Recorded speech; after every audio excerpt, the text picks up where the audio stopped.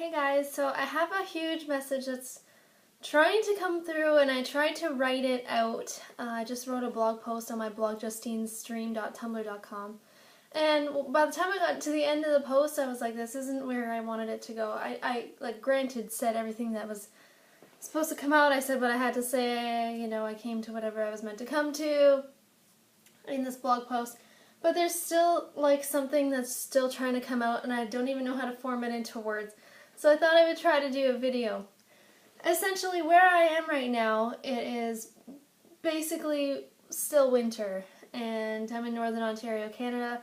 So usually by this time of year, it's officially spring, and I think this is happening all over the world though. It's kind of like a lingering coldness, tons of snow, and it's just not normal for this time of year. So it got me thinking, and this correlates with something I was thinking about the other day, and this is why my mind is kind of trying to wrap its head around what this message is. Essentially, as humans, it is normal and safe for us to expect things to happen in cycles and in patterns, because that's how life goes, right? For example, here are the seasons, it's winter, so granted, we expect that spring is coming next, then we have fall, then we have summer, then we have fall, then we have winter, and it just continues in this cycle, so we know what to expect year after year after year. And it really throws people off when things don't happen on their schedule or the time frame that they're used to for these seasons to change. And I just think it's so interesting because it's almost like people, they literally feel like this winter will never end. When in reality, this winter will end, even though it's technically spring, it's still winter outside. We should know that, right? We know that deep down inside of us somewhere, on some level, we know that spring is coming. When we look outside right now, and all you see is white, and it's not very sunny, it's just kind of overcast, and it stays like this for a long time, week after week, month after month, it's people just get so irritated, and they're just, I see posts all the time lately about, oh, is it ever going to be spring? It's never going to be spring. It's yes, it will be, because we know that, right? We know that there's going to be spring. And I think, first of all, that's a huge message for us, just to have faith and trust in ourselves and in the universe, and to have blind faith, essentially, in anything, because that's what it's about. Sometimes you see things in front of your physical eyes, like I am right now. There's snow. But obviously, it's safe to have faith that spring is coming. There's going to be hotter weather at some point. But that doesn't mean that we have to put our happiness in the future. And I think that's where the problem really lies with this, because, people are into that. And I get it. I get it. We're tired of winter. We've had winter up here for 6 months. So that's half of the year in this kind of darkness, right? And that's tough. It's tough for us to deal with emotionally, physically. It really affects our mood. It affects many things. However, that doesn't mean that everything is going to be perfect when it's spring. Because I guarantee you, when it's spring here and it's nice and sunny out, people, sure, may be in a better mood.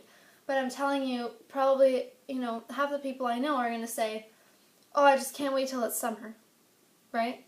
And then when it's so hot in the summer that you can't handle it, oh, I just wish it was fall. I wish it was winter. And it's this thing that we do as humans all the time. It's wanting this happiness. It's I'll be happy when. And we do this in so many ways. There's a fluff flying by. Sometimes there's feathers flying in the air. It's weird.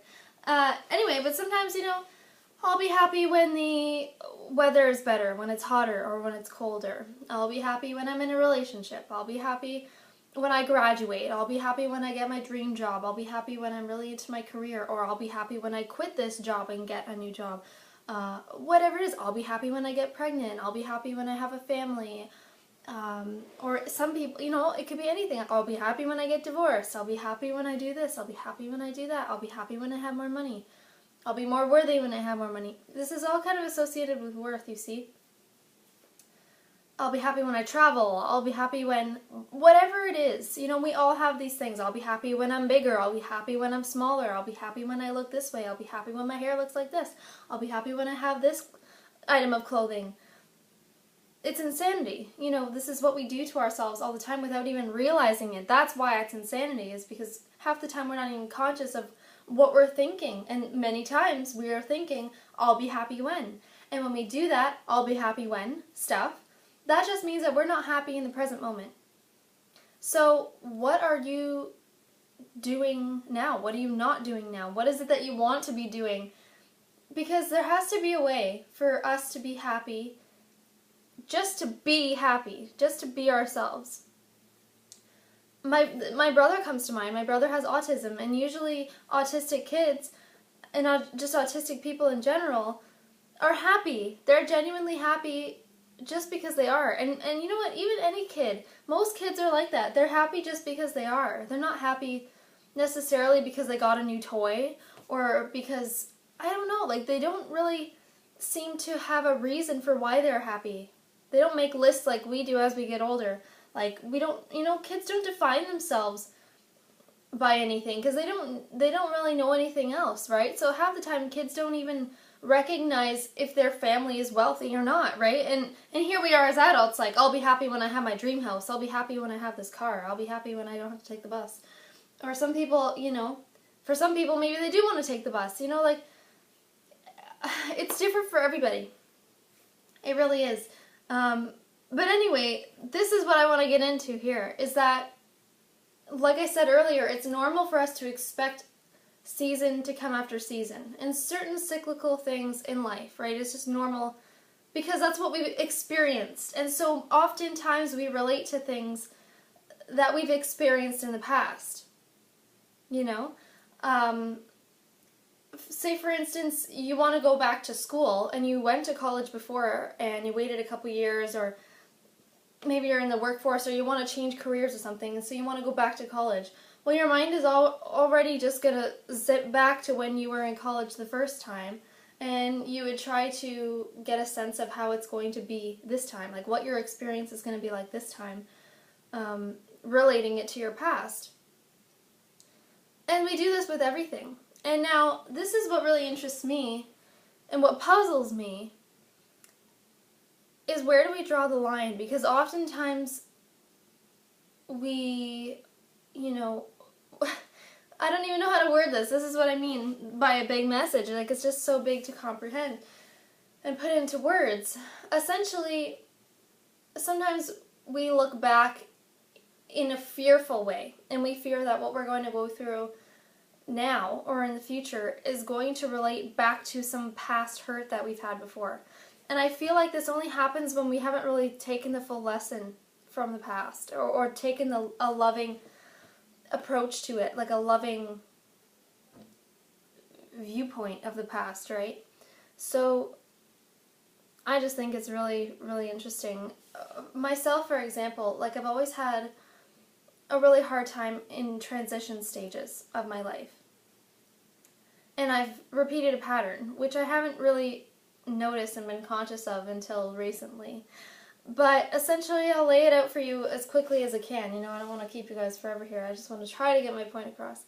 And at the end of high school, okay, I was so worried because I was staying in my hometown, going to school here.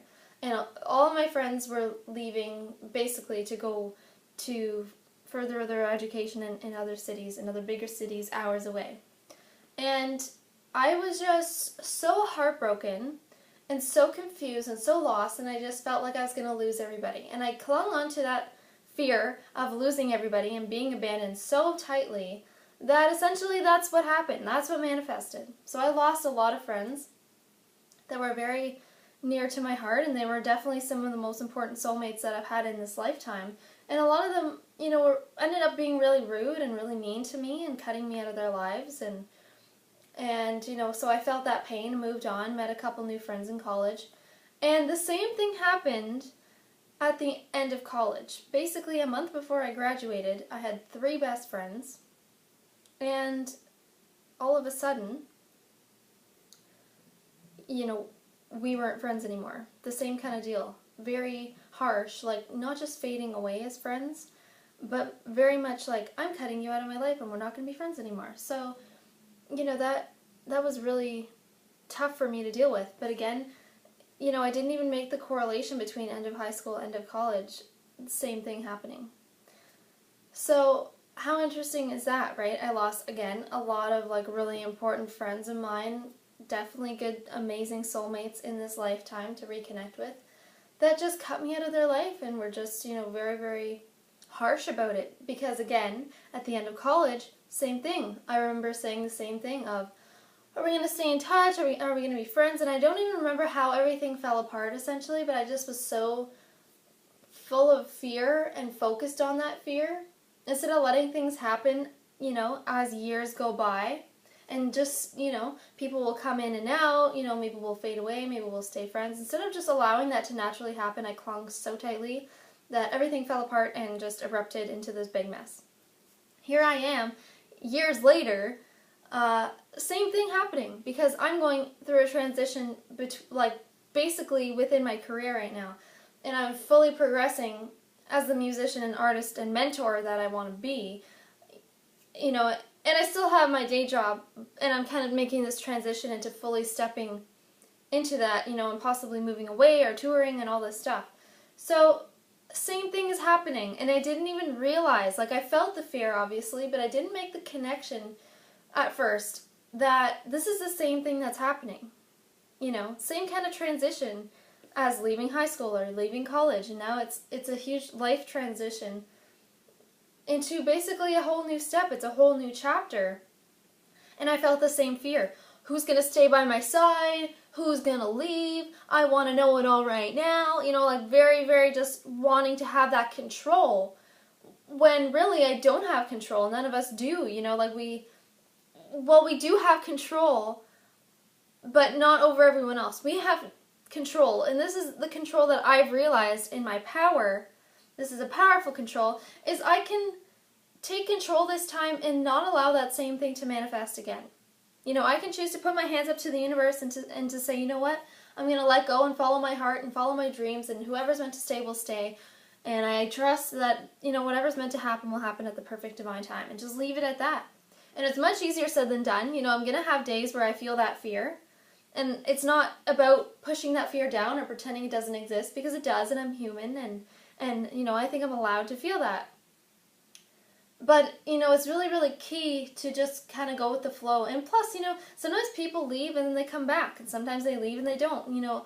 It's really too hard to predict, and you will just drive yourself insane, trust me, trying to figure it all out, and there's just no way to for sure know. The only thing that you for sure know is what's in your soul, what drives you. You know what your dreams and passions are, and you know what you should be doing right now, whether you think you do or you don't. It's within your soul, and you are on your right perfect path, and so is everyone else. That is what else we know.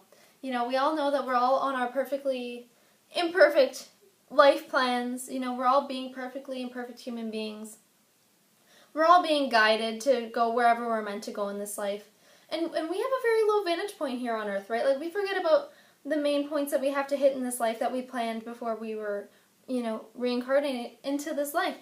So, obviously, the universe and our angels and, God, Source, Spirit, Divine, whoever you want to refer to, they're looking after us, and they have a bigger picture, and they're trying to help us along our way where we need to go and where we plan for ourselves to go in this life, right? So anyway, basically what I'm trying to say is it's just so interesting, because there's just a difference there, though, between, expecting things to happen like the weather, and we know for sure that we're going to have 4 seasons. We don't know when they're going to happen, because, there's lots of changes in the earth, and we don't have the seasons on the set days that we're supposed to anymore. But then there's also things like I mentioned, like my experience, where you expect the same past hurts to happen. And it's just kind of about letting go on both ends, We can't control the weather.